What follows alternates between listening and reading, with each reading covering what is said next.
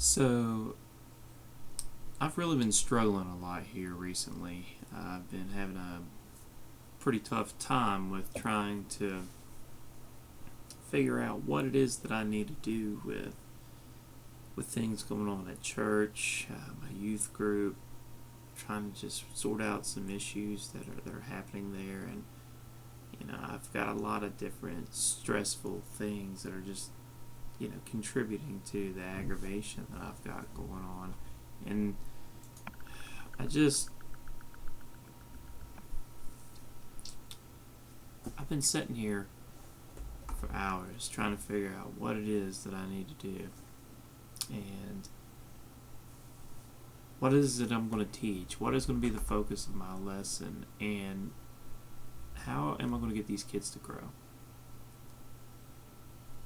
So tonight, as I've been wrestling with the message and trying to figure out what I need to do in the long run to make things work, to be successful, I realized, and I kept thinking about this, and I've been thinking for the last several weeks that, God, is there something that you need to show me? I kept thinking, is there something I'm missing, God? Why is this not working? And I started searching some ideas, and I come across an idea that went along with how we're never supposed to give up, and it went with a movie, and I ended up coming across some scripture that I found that went along with that, and there's a person in the Bible. His name's Jacob. Jacob, he had an interesting life. If you follow his life from start to finish throughout the Bible,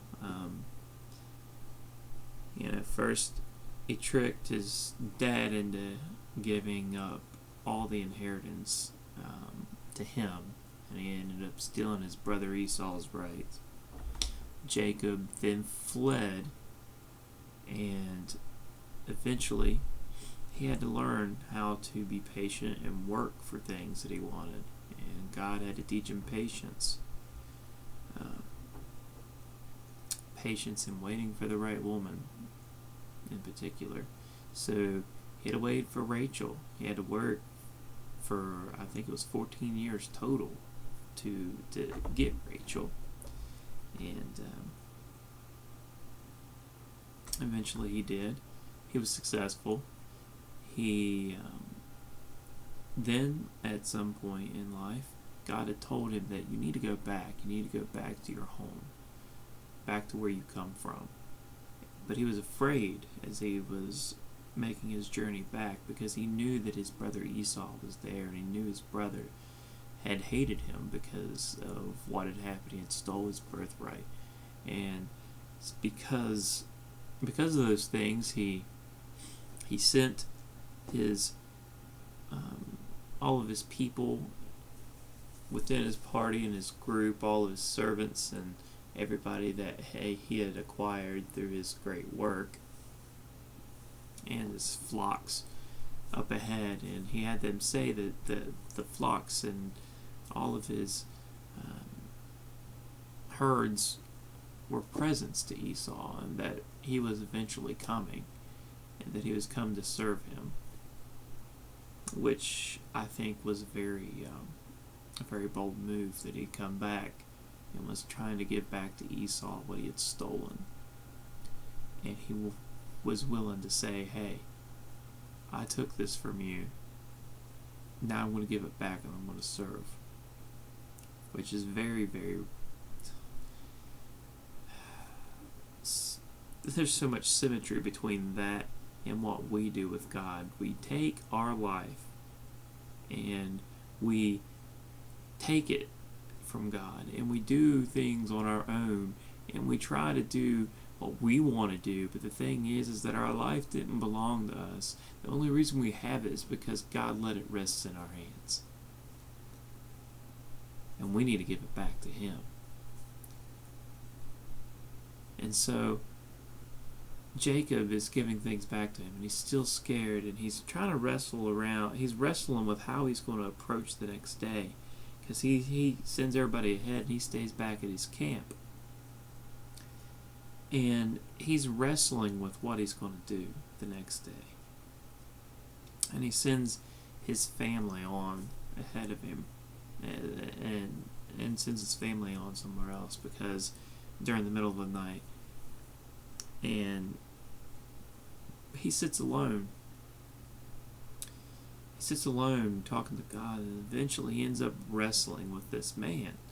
And as he's wrestling with this man, he keeps fighting and fighting and fighting, and he will not give up. He keeps struggling, and what he's wrestling with is God. God had sent an angel down, and he was wrestling with this angel time and time again, and he was waiting for God to bless him and give him what he needed, and he wouldn't give up, and it kept going and going until throughout the night, and eventually Jacob ends up with a broken hip.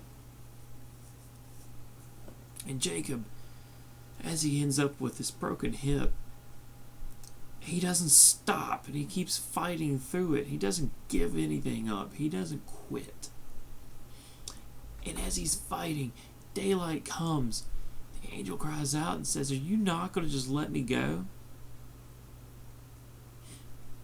And he says, "No, not before you bless me." And eventually, God speaks to him and says, "You're going to get your blessing. You're no longer going to be known as Jacob. Your name is now Israel." And there's a whole country named Israel, by no coincidence. Jacob got his blessing.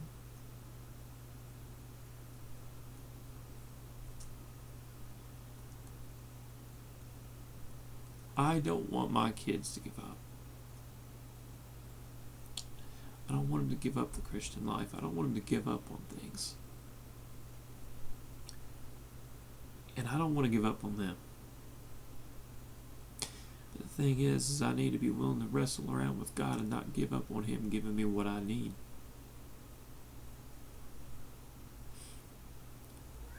Too often do I just come up with something that I've read recently. It was the verse of the day, and I just say, that sounds cool, I'm going to make a lesson out of it. And maybe those lessons end up being good lessons, but is it what I really need to teach my kids? Is it what I need to teach my youth? Am I being the leader that I need to be? A lot of people would argue and say that, I do a great job and I put a lot and invest a lot into my youth group. But am I really being the leader that I need to be? I need to teach them to wrestle with God and be willing to not give up. And I need to do it by leading by example and not giving up until God does something.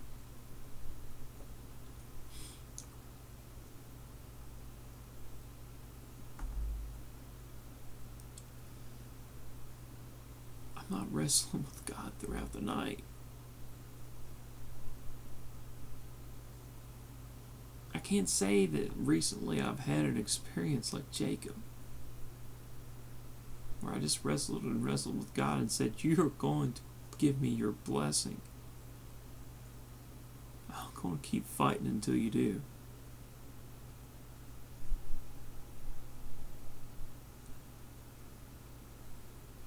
That's the thing I'm not getting.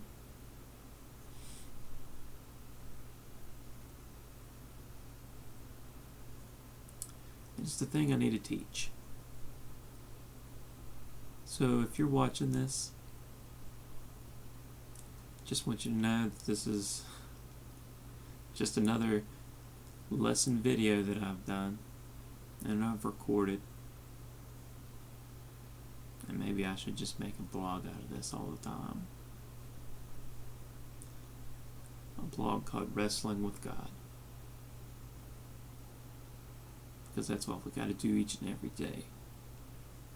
We got to wrestle with Him with what we need to do, and He will give us our blessing, and He will say, "Your name is now Israel."